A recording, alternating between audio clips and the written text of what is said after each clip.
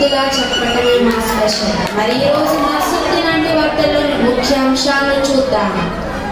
కాకినాడ నడిబొట్టులో ఘోర బాంబు పేలుళ్ళు, జీవోత్సవాలుగా మారిన ఈగలు దోమలు, రాస్తారోకాలతో ధర్నాలతో బ్యాన్ వాయిసిన బొద్దింకలు, రసాయనాలను బ్యాన్ చేయాలని మాట వెల్లడి. కాకినాడ భాషా విద్యా సంస్థలలో సందడే సందడి, పొద్దుగుండిన పక్కదాటని ఆనందాలు. ఈ వార్తలను మా ప్రతినిధులు లైవ్ లో ప్రత్యక్ష ప్రసారాన్ని అందిస్తారు. మరి కాకినాడ నడిబొట్టున జరిగిన ఘోర బాంబు ప్రమాదం గురించి మా రిపోర్టర్ పావు గారు లైవ్ లో ఉన్నారు. ఇప్పుడు ప్రత్యక్ష ప్రసారాన్ని అందిస్తారు. చెప్పండి పావు గారు, అక్కడ పరిస్థితి ఎలా ఉంది? రావు గారు, వినిపిస్తుందా నేను మాట్లాడేది? మీకు అసలే సౌండ్ ఇంజనీర్ లా చెవుడు కదా. పావు గారు, మీరు స్టూడియోకి వచ్చిన తర్వాత మీ సంగతి చెప్తా, ముందు ఒక సమాచారాన్ని అందించండి. అలాగే రావు గారు. చెప్పండి పావు గారు, అక్కడ పరిస్థితి ఎలా ఉంది? ఇక్కడ పరిస్థితి చాలా విషమంగా ఉంది రావు గారు. చాలా పెద్ద ప్రమాదమే జరిగింది. చెప్పండి పావు గారు, ఈ దారుణ కృత్యానికి ఒడిగట్టిన వారు ఎవరనుకుంటున్నారు? రావు గారు, ఇక్కడ జనాలు చెప్పేదాని ప్రకారం ఈ ప్రమాదం వెనుక ఉగ్రవాదుల హస్తాలు ఉన్నట్లు తెలుస్తుంది. ఇదంతా ఒక ప్రణాళిక ప్రకారంగా జరిగింది రావు గారు. ఎన్నో రోజుల నుండి ఈ దోమలు ఈగలు ఉగ్రవాదులను ఇబ్బంది పెడుతున్నాయని, జట్కాయిల్, గుడ్ నైట్ లాంటి పరికరాలు పెట్టినా ఉపయోగం లేదని, ఇక బాంబు పెట్టి నెప్పేద్దామని ఫిక్స్ అయ్యామని విశ్వసనీయ వర్గాలు చెబుతున్నాయి రావు గారు. ఓకే పావు గారు, అక్కడ ప్రాణ నష్టం ఎంత జరిగింది? రావు గారు, ఇక్కడ 250కి పైగా దోమలు, 300కి పైగా ఈగలు మరణించినట్లు అంచనాలు ఉన్నాయి. అలాగే 150కి పైగా ఈగలు, 100కి పైగా దోమలు క్షతగాత్రులయ్యాయి. ఇక్కడ ఒక విశేషం ఉంది, చెప్పమంటారా? చెప్పండి పావు గారు. ఇక్కడ ఒక దోమ వైద్యం చేయించుకోవడానికి తన 2 గాజులు అమ్ముకోవాల్సి వచ్చిందని బాగుంది రావు గారు. ఇది చాలా బాధాకర విషయం. ఓకే పావు గారు, ఇంకా అక్కడ పరిస్థితి ఎలా ఉంది? రావు గారు, ఇక్కడ చనిపోయిన ఈగల దోమల కుటుంబాలకు ₹1,00,000, క్షతగాత్రులైన వారికి ₹50,000 నష్టపరిహారం ఇవ్వాలని దోమల ఈగల సంఘాలు కోరుతున్నాయి. అలా ఇవ్వని పక్షాన ఈ ప్రభుత్వాన్ని కూల్చేస్తామని బెదిరిస్తున్నాయి. ఓకే పావు గారు, ఎప్పటికప్పుడు ఒక సమాచారాన్ని మాకు అందిస్తూనే ఉండండి.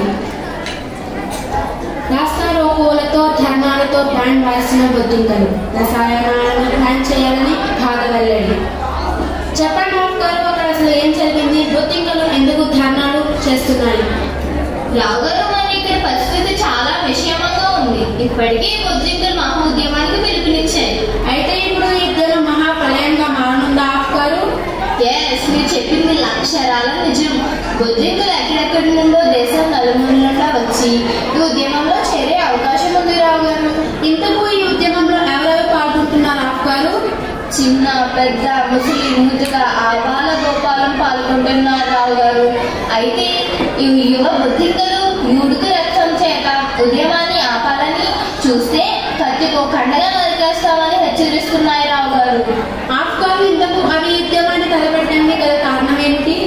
అయితే వీళ్ళు ఉండడానికి ఇల్లు లేక, తినడానికి తిండి లేక ఉంటున్నారని ప్రతి ఇంట్లో ఏ తలుపు నందునో మూలనో, ఏ అటక పైనో, ఏ బీరువా క్రిందనో ఎక్కడో ప్లేస్ తలదాచుకుంటూనో ఉన్న మమ్మల్ని హిట్ అనే రసాయనాన్ని వాడి ఇంట్లోంచి బయటికి గెంటేశారని మా గుండెలు బరువెక్కాయని వాపోయాము రావు గారు. ఇది చాలా బాధాకర విషయం. వాటి బాధ వింటుంటే నాకే బాధ వేస్తుంది. ఓకే గారు, ఇంకా సమాచారం మాకు అందించండి. రావు గారు, ఈ బొద్దింకలు కొన్ని డిమాండ్లను డిమాండ్ చేస్తున్నాయి. చెప్పండి, వాటి డిమాండ్స్ ఏంటో గారు? పాలిథిన్ కవర్స్ ఎలా బ్యాన్ చేశారో అలాగే ఈ హిట్ అనే రసాయనాన్ని కూడా బ్యాన్ చేయాలని డిమాండ్ చేస్తున్నారు. అలాగే వాటికి పక్కా ఇల్లు కట్టించి పట్టాలు అందజేసి ఈ దేశంలో వారికి పౌరసత్వాన్ని ఇచ్చి ఓటు వేసే హక్కుని ఇవ్వాలని డిమాండ్ చేస్తున్నాయి రావు గారు. ఓకే రావు గారు, మీరు ఎప్పటికప్పుడు ఒక సమాచారాన్ని మాకు అందిస్తూనే ఉండండి. మరి ఇప్పుడు భాష్యం స్కూల్స్ కాకినాడలో సందడే సందడి, పొద్దుకుంగిన హద్దు దాటని ఆనందం. మరి అక్కడ సమాచారాన్ని మా ప్రతినిధి ఫుల్ గా